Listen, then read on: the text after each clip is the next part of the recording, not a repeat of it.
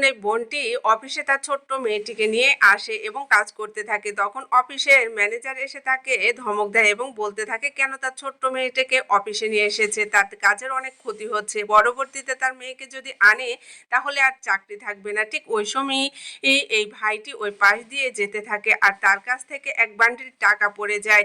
আর মেয়েটি সেটা দেখে এই ভাইটিকে ডাক দেয় এবং সে টাকাটা উঠিয়ে দেখুন ওই ভাইটিকে সততার স্বরূপ টাকাটি ফেরত দিতে যায়। আর তখন ওই ভাইটি খুবই অবাক হয়ে যায়। যখন টাকাটি নিবে তখন সে ওই মেয়েটার দিকে তাকায় এবং গলায় থাকা লকেটটি সে খুব মনোযোগ দিয়ে দেখতে থাকে এবং সে মনে করতে থাকে এই লকেটটি সে কোথায় দেখেছে। এক প্রকার তার মনে আসে যে এইরকমই লকেট সে তার বসকে পড়তে দেখেছে।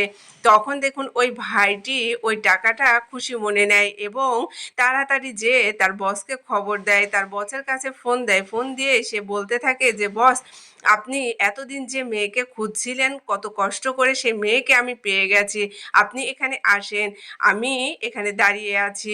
তখন বস বলতে লাগে যে তুমি এখানে দাঁড়াও আর মেয়েটিকে খেয়াল করতে থাকো যেন সেখান থেকে না যায়। তখন এই বস দেখুন দৌড়ে সেখানে যায় এবং তার ম্যানেজারকে জিজ্ঞেস করে যে সে মেয়েটি কোথায়। তখন ম্যানেজার দেখিয়ে দেয় আর সে মেয়েটিকে যখন দেখতে পায় তখন এই লোকটি দেখতে পায় আসলে এ সে মেয়েটি তার হারিয়ে যাওয়া স্ত্রী। অনেকদিন আগে যখন তারা গরিব ছিল তখন এই লকেটটি তার স্ত্রীকে দিয়েছিল এবং সে বিদেশ চলে গিয়েছিল। বিদেশ থেকে আসার পর কোনো এক দুর্ঘটনার কারণে তার বউ হারিয়ে যায় আর তার বাচ্চা তখন পেটে ছিল। আর এখন সে বাচ্চাটা অনেক বড় হয়ে গেছে। দেখুন এই সামান্য একটা লকেটের কারণে এই লোকটি তার স্ত্রীকে ফিরে